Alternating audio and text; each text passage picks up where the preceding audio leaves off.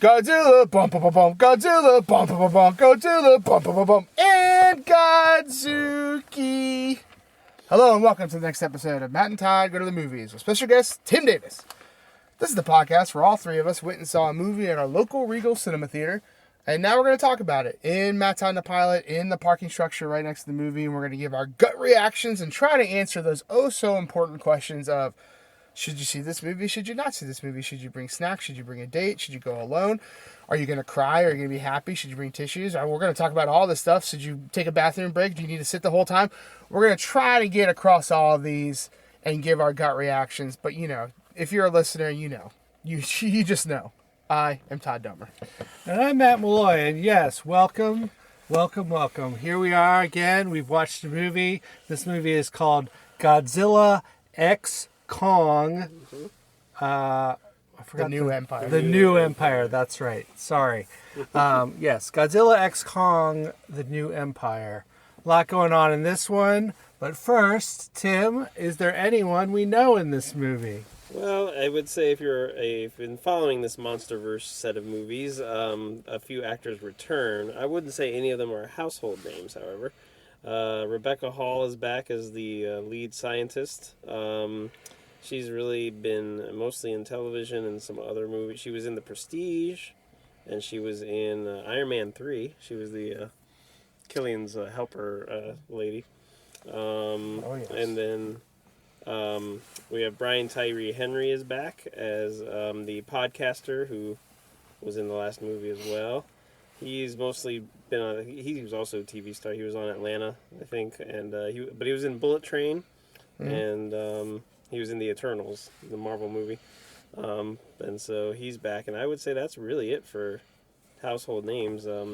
Dan Stevens, who's a British actor, shows up in this. He's mostly known he was the Beast in the live-action Beauty and the Beast, which isn't really a long-time role because you don't really see him most of that. And he was in the Last Night at the Museum movie as well. But that's it. No one's really a household name, I would argue, except for maybe Godzilla and King Kong. Yes. So true. Starring as themselves. They play So themselves. true. Yes. Well, okay. So what is this movie about?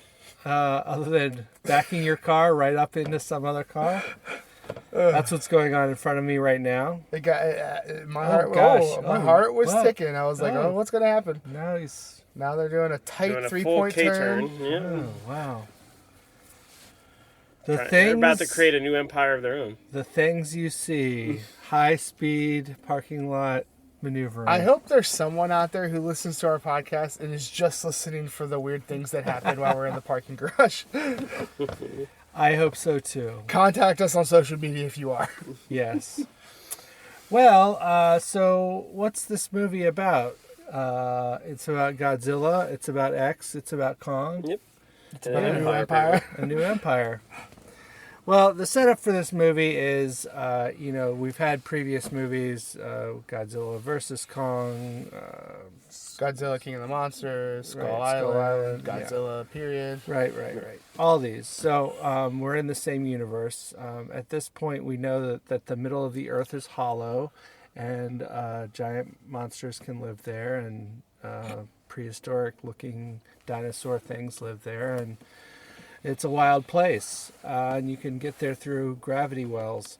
But really no one can get there except for the Monarch Corporation, who controls everything related to these giant monsters and tracks them and all the rest of that. So anyway, King Kong lives inside the Earth, in Hollow Earth, they call it. And then Godzilla lives on the surface of Earth and destroys a lot of stuff, but also fights other Titan creatures who appear Ill intent. to do things which are also destructive, but he stops them in the process, being very destructive. So that's kind of the setup for this movie. So what happens? The plot is basically that Kong is lonely. Kong is sad. Kong is looking for companionship, and eventually there's an earthquake in his realm, and he gets to go deeper down into a different area and finds a whole tribe of giant ape creatures. But unfortunately, they're not friendly, and they are ruled over by a giant Scar King. I think his name is officially. It is Scar King. Scar King. He is orange in color. He's like an orangutan. Yeah, it's almost like a cross between Yeah. an ape and an orangutan Yeah. by color and look and stuff And like style. that. Yeah. Right.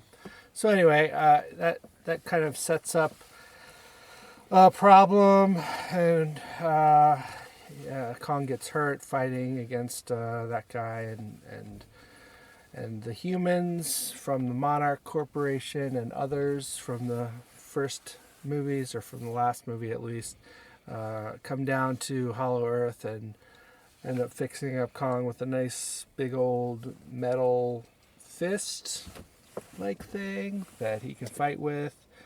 And then they realize that there's a tribe of humans who's living down there, who are apparently related to the tribe that was wiped out except for one girl on Skull Island, and she's there, and she's able to talk to Mothra, who's another giant creature who's a moth. And basically what has to happen is Kong and Godzilla have to team up with Mothra to defeat this evil Scar King, and otherwise he's going to get up to the surface and cause all kinds of problems for humans, and we don't want that. There's a lot of monsters fighting each other, and at the end, all of the monsters that I mentioned fight each other all at once, all at the same time, and they do make it to the surface. Yes. Mm-hmm. So that's enough of the plot. Todd, how are you feeling about Godzilla X Kong: The New Empire? Well, I definitely want to start by saying that this movie had too much going on, even though I enjoyed it. Like, I didn't love it, but I'm a sucker for these kind of movies. Like anything that's like Pacific Rim, the other Godzilla movies, not the old ones. I skipped those. Kaiju but like, type stuff. yeah, kaiju type fighting stuff just sucks me Pacific in. Rim I like seeing that kind of stuff, and it makes me happy how far we've come in film for this kind of stuff in CGI. But I do have to admit, this movie had some problems. I mean, there's 3 main storylines going on all at once, and it just you're bouncing between the 3, and I feel like they could have cut one storyline. And my thought is the human storyline. Yep. Even though like I wish they would cut the main storylines, but I like the information they feed through the human storylines of how this world is set up, how the Titans and Godzilla interact. I like the snippets of information you get, because I do enjoy the world that they've built here. It's very interesting. It's very like, take a little bit from the old and just start anew. Like, I like that they do some callbacks, and I like that, it's new and innovative. But at all times, when we're spending more than a minute on the humans, I'm like, this isn't why I came. But I don't think movie companies have the guts to do a hour and 45 minute just Godzilla Kong movie. But you could also like really scale back the human element, and they never do. They never do, and it's the same.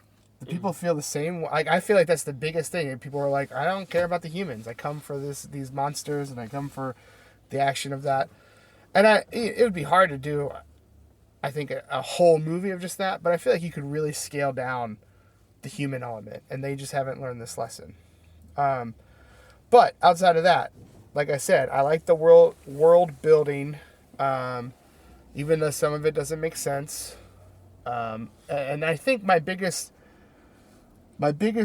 problem I have, besides the human element, is the timeline of all this stuff. Like, it's obvious that Kong has kind of entered an old man phase. Like, I mean, he was like super gray in this movie compared to the last movie. So he's clearly aging at a pretty okay rate compared to, we saw him in the 70s and Skull Island. But then they're talking about like stuff that happened really, really long ago, and if the Scar King has been around for such a long time, and I'm like, well, if these things age, Right. how are they still around? Now the Titans don't age, I don't think. Like, they've made it pretty clear that they just either evolve or they slumber, they sleep, and that's how they survive many, many years. But I don't like that they can't settle on that kind of stuff when it comes to the apes, as much as I enjoy giant apes in movies. So, and I, like I said, I'm a sucker for these movies. I liked the CGI in this movie. There were definitely parts where I was like, man, they rushed this, or, there's too much going on in this scene. But I can really lose myself in those scenes, and that's what I like. Like, I'm not like, when the fighting scenes come around, I'm not thinking about the story. I'm not thinking about the nitpicking problems I have when I'm picking apart movies. I'm just like in the action with these giant battles, and I enjoy them. So, I mean, like, in general, I would say you already know if you're going to see this movie. Like, if you're the following of Godzilla, then you're probably going to see this movie no matter what. I don't know if I'd take a kid to this movie. There was a pretty young kid in our theater, and the kid did great, I thought. He wasn't making too much noise, but this was a questionable movie to bring a small kid to. And that was kind of weird. But I mean, personally, I'm going to say you should see this movie if it's up your alley. Like I probably say with most movies. But if you've never seen a Godzilla movie and that stuff's not for you and you hate CGI, there's no point in seeing this movie for you. And I'm sad for you. But yeah, if you're a moviegoer, you like going to the movies, if you're a Kong fan, I mean, I would say go see this movie. I think I'm probably going to be on my own island, this podcast for this Skull Island? for this movie, but Todd Skull? Island. Mm-hmm. Huh? Todd Island. Yeah, it's Todd Island. So, but I say go see it. You're looking for a good time or a time to just turn off your brain for a little bit and just, get some nonsense and action, then sure, go for it. I say go see it in theaters. Don't wait for... this is one of those movies where it is not going to translate to TV very well. Like, just everything is so big and sprawling and CGI. When you condense that down to a smaller TV, I don't think it's going to translate very well. So if you want the full experience, you have to see it in theaters, for me. So, and that's where I'm going to leave it. I could ramble on for a little bit. Oh, I will say, one thing I really liked about this movie is that they did not bring Millie Bobby Brown back, because I hated her character in the whole thing of her storyline in the last movie. So I was happy that she wasn't around. But I still could have done with less humans. Take that, Millie. And that's me. Tim? Well, I'm going to preface it by saying, so that no one gets upset or offended, but I have said before, these types of movies really aren't my cup of tea. What? How dare you, Tim? I'm upset. I'm offended. Get out of this car! I can hear people reading, well, I'm not coming for your review. But that's fine. It is a monsters fighting movie, and if that's your thing, this movie gives that to you. There's plenty of it. The CG, I will say, it looks pretty good most of the time. Sometimes not. Sometimes they tried to use this blurring effect that I think was very distracting. Or soft focus stuff that took me out of the movie. And there's a lot of rotating camera shots that are very dizzying and I can imagine seeing this in like IMAX or in 3D. I think it would be overwhelming. I agree. Those shots make me sick. So just while I do agree with Todd that this is a theater type movie, if you're into this kind of thing, because the CG is just so crazy and over the top that it would just look almost like too much cartoony on a small screen. If you're into this kind of movies, this is for you. If you're a regular moviegoer type person, I'm not sure this would have any appeal. As far as a movie goes, it's not a good movie at all. I don't think. It jumped around a lot. Like you said, there's too much going on. And the stories are like, all the human characters are just exposition or really bad forced humor that did not work. And I thought, yeah, the human elements were all bad. And the getting from place to place with that. Now, I'll admit I haven't seen the last two movies of this world, so I might have been a little more lost than others. But I just was like, okay, sure. Yep. All right. Yep. That's what we're doing now. Okay. Got it. It just, I thought it was a really bad movie, pacing wise, plotting wise. It just, I think the worst part about it all is I was sitting there most of the time going, why should I care about any of this? It's like we have to make a movie called Godzilla Kong and we have to have them team up because. Well, in fairness, you haven't seen the previous two movies. That's totally fair. But I just, there was no wait for this, or it didn't feel like a world-ending threat. I just, something about it just didn't click for me. And it just felt like we just need excuses to justify these fight scenes that we spent a lot of money on. Although I did read, apparently this is the smallest budget of these movies, if you can believe it. I mean, it definitely was under 2 hours, which is nice. Yeah, so like I said, if you're a fan of these kind of movies, you're going anyway, no matter what I say. But I would say if you're not, you can definitely skip this, and your life will go along just like normal. To compare it, and then we're gonna get, because the most recent Godzilla movie we saw, Godzilla -1, is a movie. And it's one of the few times where one of these monster movies got the human story right. And it was just as captivating as Godzilla himself. This is just like all the other ones where, like Todd said, the human story is just, why are we here? And so I did not enjoy this movie. Matt? Well, I agree with a lot of what both of you said. I think there's too much going on. I think that the stories are bland, but there is a lot of monster fighting. I enjoy the monsters fighting each other. That's fun. There was a lot of that in this movie. There were side characters coming in.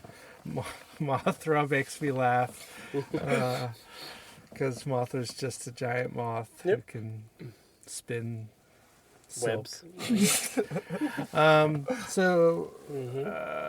I do think it's a theater movie, and where I will differ from you, Tim, is I thought that I think that the CGI looked better in this than Godzilla -1, but I'll agree with you that the story was certainly better than this movie from a human perspective. Apparently, we're in the minority on that because didn't the movie win Best Visual Effects? It wasn't nominated for anything else. But a lot of people, and it won, right? Yeah, it won Best Visual Effects. Yeah. Yeah, I didn't like it, but okay, I get it. Of course, the budget was maybe 1/10 of this one. Right. Overall, I take it or leave it with this one. Yeah. It's I'm not sad that I saw the movie. Right. But so I'm not happy either. I'm happy that I got to see some giant monsters fighting. And I mean, you really could have done the final 20 minutes, and that would have been good enough. Yeah. I think the final 20 minutes are, if you like monsters fighting and destruction, there's plenty of that. Yeah, and you get a little touching moment at the end between the mother and daughter. Yeah, but that's you could have skipped the rest. That's about it. So I say skip it. If you're gonna see it, definitely the theater. Mm-hmm. And that is what I'll say about that. All right. Fair. Well, getting down to the old nitty gritty here. How many fake Kong teeth? Okay, I don't know why that was confusing me. What'd you give this movie? I thoroughly enjoyed the fake tooth that they gave from the beginning of the movie. They had to extract the toothache kind of bad enamel or something. I just was like, here's something we've never done in Kong movies. We're doing dental surgery on Kong. I was like, You're taking it to new places here. Or even Scar King laughs at him for having it. Right. Zero being the worst. He gets his comeuppance. That is true. 0 being the worst, because then you've got no Kong teeth, fake teeth, and, that's just You got a boring. really achy tooth. Yeah, you don't get your dental surgery. 5 being the best, because then you got plenty of fake teeth, Kong teeth, that can bite through most things and are great and look flashy. And it almost looked like he had a little bling in his mouth, and Yep. I was kind of down for it.